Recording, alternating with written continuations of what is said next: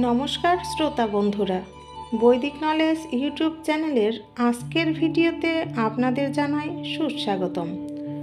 বন্ধুরা, আজকের ভিডিওতে আমি আপনাদের গীতার এমন একটি শ্লোকের কথা বলবো, যে শ্লোকের মধ্যে লুকিয়ে আছে মানব জীবনের সকল সমস্যার সমাধান। ভাগবত গীতায় মোট 700টি শ্লোক রয়েছে, যা আমাদের জীবনের জন্য অপরিহার্য। ভগবান শ্রীকৃষ্ণ অর্জুনকে তার সমস্যা থেকে মুক্তি দিতে এই গীতার জ্ঞান দান করেছিলেন। বন্ধুরা, যেখানে অর্জুনের মতো মহাযোদ্ধা এবং ধর্মজ্ঞানী, যার রথের সারথি স্বয়ং ভগবান শ্রীকৃষ্ণ ছিলেন, সেই অর্জুনই জীবনে সংকটে পড়েছিলেন। কি করবেন বুঝে উঠতে পারেননি। তখন সে ভগবানের কাছে নিজেকে সমর্পণ করে আর ভগবান শ্রীকৃষ্ণের দেয়া গীতার জ্ঞানের প্রভাবে তার সমস্ত শোক, হতাশা, সংকট কেটে যায়। সেখানে আমরা তো কলিযুগের সাধারণ মানুষ মাত্র। আমাদের জীবনে পদে পদে আমরা নানা সমস্যায় জড়িয়ে যাই।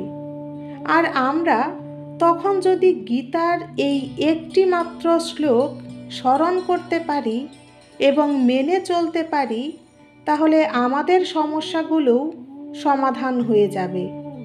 গীতার সকল শ্লোকই আলাদা আলাদা মাহাত্ম্য এবং অর্থপূর্ণ। জীবনের সকল সমস্যার সমাধান গীতায় বর্ণিত আছে। কিন্তু বন্ধুরা, আমরা অনেকেই আছি যারা গীতা পাঠ করি কিন্তু গীতার অর্থ বুঝে উঠতে পারি না, বা অনেকে আছে যারা গীতা পাঠও করে না। আর আজকের ভিডিওতে তাদের জন্যই এই বিশেষ শ্লোকের কথা বলবো, যারা এই একটি শ্লোক স্মরণ করেই গীতার জ্ঞান জীবনে প্রয়োগ করতে পারবে। বন্ধুরা, তার আগে একটি ছোট্ট গল্প চলুন শুনে নেওয়া যাক, যে কে কখন এই শ্লোক তাকে স্মরণ করতে বলেছিলেন এবং তার ফল কি হয়েছিল। বন্ধুরা, তার আগে আপনাদের নিকট আমার ছোট্ট অনুরোধ, যদি আমার চ্যানেলে আজ প্রথম হয়ে থাকেন, তাহলে অনুগ্রহ করে চ্যানেলটিকে সাবস্ক্রাইব করে পাশে থাকা বেল বাটনটি ক্লিক করে দেবেন। বহু বছর আগে কোনো এক ছোট শহরে এক ব্যবসায়ী বাস করতেন। সে তার ব্যবসায় কোনোভাবেই সফল হতে পারছিল না। সে হতাশ এবং ব্যাকুল হয়ে প্রতিদিন ভগবান শ্রীকৃষ্ণের মন্দিরের সামনে গিয়ে হাত জোড় করে প্রার্থনা করতেন, যেন এই হতাশা থেকে সে মুক্তি পায়, তার জীবনের সমস্যা দূর হয়ে যায়। সে প্রতিদিন এমনই করতেন। তখন একদিন হঠাৎ করে ওই মন্দিরের এক পুরোহিত মশাই এর নজরে পড়ে। পুরোহিত মশাই দেখল লোকটির চোখে কান্না ধরছে না আর। তাই সে কাছে গিয়ে লোকটিকে জিজ্ঞেস করলেন, কি হয়েছে তোমার, তুমি কাঁদছো কেন?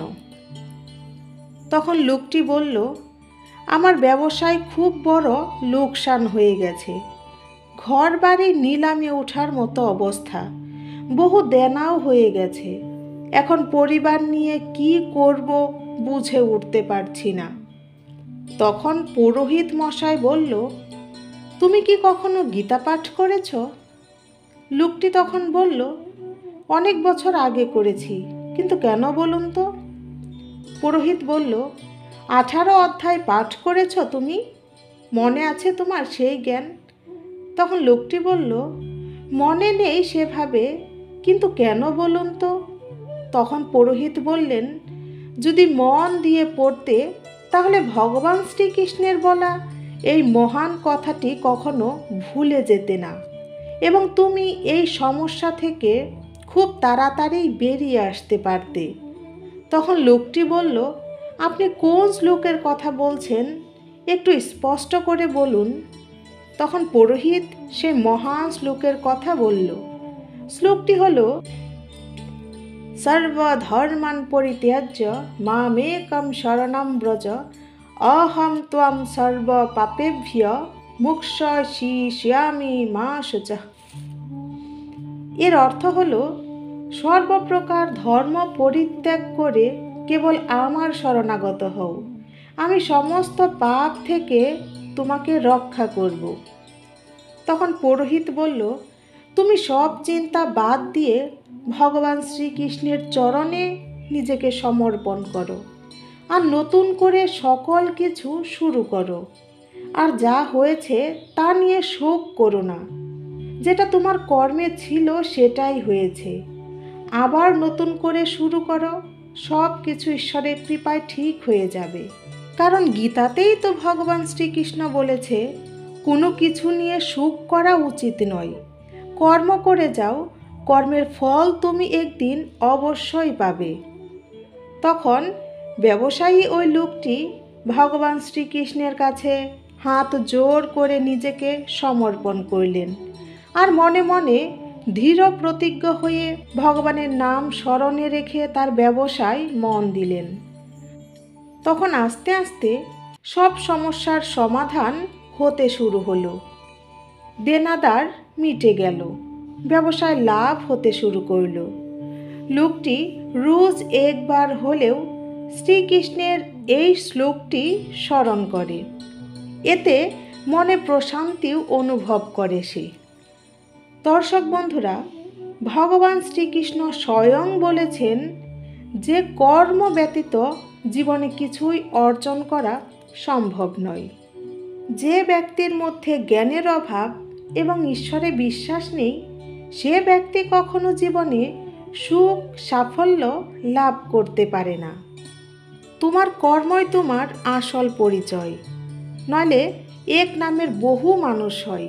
তাই কর্ম দ্বারাই নিজের নাম এবং নিজেকে প্রতিষ্ঠিত করতে হয়।